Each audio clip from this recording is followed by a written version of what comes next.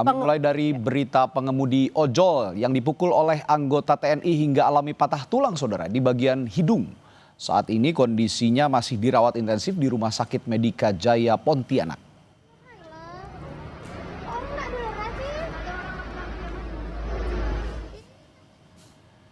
Kasus pemukulan oleh anggota TNI ini terjadi pada hari Sabtu kemarin di sekitar Jalan Seruni, Pontianak. Menurut pelaku, dirinya terburu-buru hendak ke rumah sakit, namun tersulut emosi karena korban yang terus menyalakan klakson di jalan raya. Hingga akhirnya pemukulan terjadi. Korban kini masih dirawat di rumah sakit karena harus menunggu jadwal operasi. Pihak keluarga korban bilang pelaku sudah meminta maaf dan memediasi. Namun keluarga menolak jalan damai sehingga kasus ini tetap akan dilanjutkan ke proses hukum.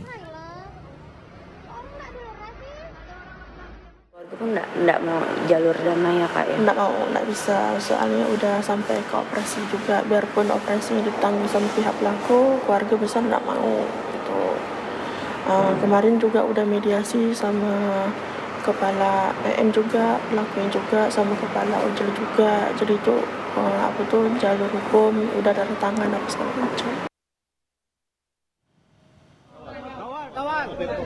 Komandan Pusat Polisi Militer TNI Maijen Yusri Nuryanto bilang proses hukum tetap berjalan terhadap anggota TNI yang memukul pengemudi ojol atau ojek online di Pontianak. Meski oknum TNI dan keluarga korban sudah bertemu dan dimediasi.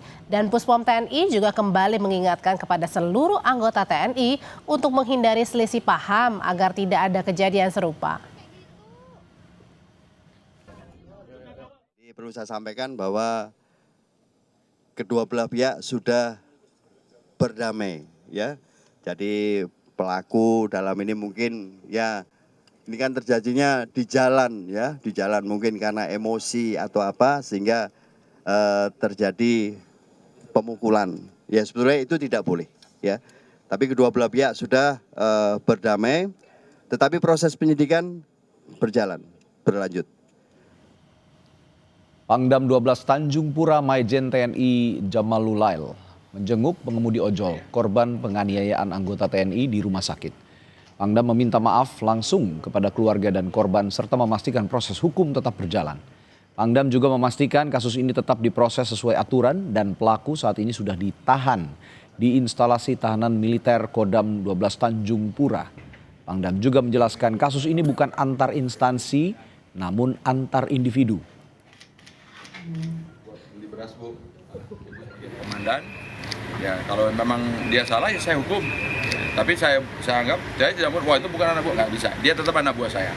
Gitu. Jadi kita harus konsekuensi gitu. Dan sebagai bukti empati saya datang ke sini, saya melihat korban, yang saya temui keluarga, saya mohon maaf atas nama institusi.